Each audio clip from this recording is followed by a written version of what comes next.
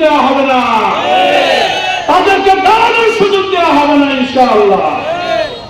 আজকে আপনারা এমন এক সময়ে আজকের এই আয়োজনে সম্পৃক্ত হয়েছেন, সমবেত হয়েছেন, যেই সময়টা এদেশের মানুষের, যেই সময়টাতে মানুষ কথা বলতে পারছে, যেই সময়টাতে মানুষ চলাফেরা করতে পারছে, যেই সময়টাতে মানুষ নিজের ঘরে কিংবা বাজারে কিংবা তার কর্মস্থলে সম্পূর্ণ আশঙ্কা মুক্ত হয়ে স্বাভাবিকভাবে জীবনযাপন করতে পারছে।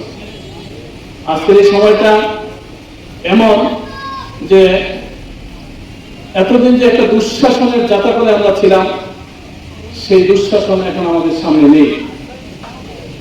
এই সুন্দর চমৎকার একটি পরিবেশ যে সমস্ত তরুণ যুবক ভাইরা ছাত্র জনতা আবাসযোগ্য পরিকার গণ আন্দোলনের মাধ্যমে আমরা পেয়েছি, যে রব্বুল আলামিন আমাদের কেমন কি করে দিলেন, সুযোগ করে দিলেন, সেই মহান রবের শুকরিয়া আদায় করছি, শহীদদেরকে স্মরণ করছি এবং তাদের সর্বোচ্চ মর্যাদা কামনা করছি।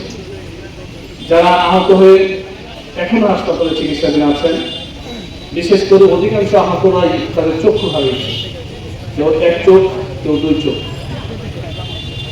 চরম যন্ত্রণায় তারা জীবন কাটাচ্ছেন। গতকাল আমরা আহতদের সাথে মিলিত হয়েছিলাম, তারা আমাদেরকে তাদের নির্যাতনের যে বর্ণনা দিয়েছেন, আমরা চোখের পানি ধরে রাখতে পারিনি। এরপরে একজন আহত ভাই, যিনি তার দুইটা মেয়ে আছে, একটা সন্তান আছে, ছেলে আছে, এখন তিনি দুই চক্ষু হারা, কোনো চক্ষুতেই তিনি দেখেন না, গুলিতে তার চক্ষু উড়ে গেছে।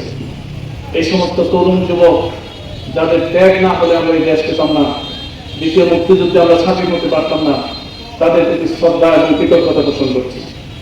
সম্মানিত দিনী ভাইরা, প্রিয় দেশবাসী, আপনারা ইতিমধ্যে আমাদের নেতৃবৃন্দের পক্ষ থেকে দুঃশাসনের কথা শুনেছেন।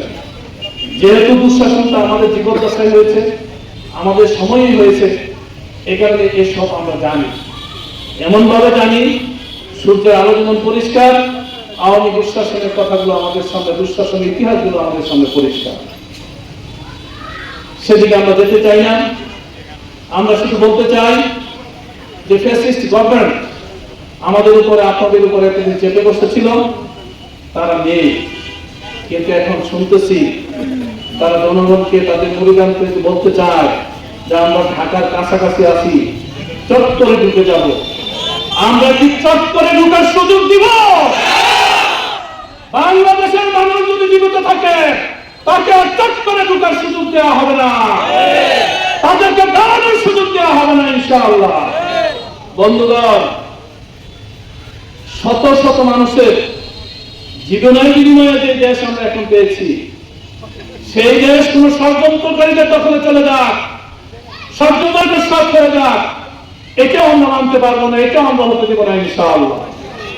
বন্ধুগণ, জামাত ইসলাম একটি মজলুম দল, জুলুমের শিকার, দেশের জনগণ সাক্ষী।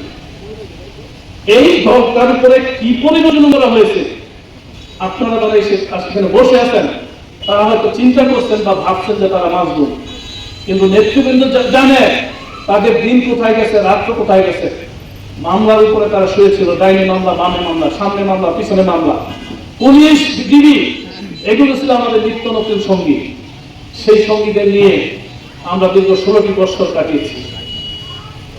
আইন হাতে তুলে নিয়ে আদর্শকে ধারণ করেছিলাম বলে চরম দুর্দিনও আমরা কাজ করে দেশের মানুষের জন্য সোশ্যাল সার্ভিসের মাধ্যমে দেশের মানুষকে আমরা হেল্প করেছি। এই কারণে দেশের মানুষ আমাদেরকে ভুলে যায়নি। সরকার যখন বলেছিল পাড়ায় পাড়ায় জামাত শিবিরকে ধরতে হবে, ঘরে ঘরে তল্লাশি করে তাদেরকে গ্রেফতার করতে হবে, জনগণকে উদ্দেশ্য করে সরকার এই কথা বলেছিল, কিন্তু দেশের জনগণ তাদের এই কথা খায়নি, বরং জামাত শিবিরকে তারা আশ্রয় দিয়েছিল। আশ্রয় দিয়েছিল বলেই জামাত তাদের ভালোবাসা অর্জন করতে সক্ষম হয়েছে। বন্ধুগণ, আজকে দীর্ঘ প্রায় 18 বছর পর এমন উন্মুক্ত ময়দানে সারা দেশে জামাত ইসলাম তাদের কথা বলার সুযোগ পাচ্ছে, তাদের আদর্শ প্রকাশ পাচ্ছে। জামাত ইসলামী কনভেনশনাল কোন পলিটিক্যাল পার্টি না। জামাত ইসলামী যেমন একটি রাজনৈতিক দল, জামাত ইসলামী একটি ইসলামী দল বলে। ইসলামকে ধারণ করা, রাসূলের আদর্শকে অনুসরণ করা, রাসূলের জীবনকে ধারণ করে এগিয়ে যাওয়া, সাহাবীদের জীবন অনুসরণ করার মাধ্যমে জামাত বাংলাদেশকে খিলাফত আলা মিনহাজিন নবুওয়ার আদলে গড়ে তুলতে চায়, যেটাকে আমরা সহজ ভাষায় বলি আল্লাহর আইন চাই, সৎ লোকের শাসন চাই, যেটাকে আমরা পরিশীলিত ভাষায় বলি ন্যায় ও ইনসাফপূর্ণ একটি সমাজ প্রতিষ্ঠা করতে আমরা চাই।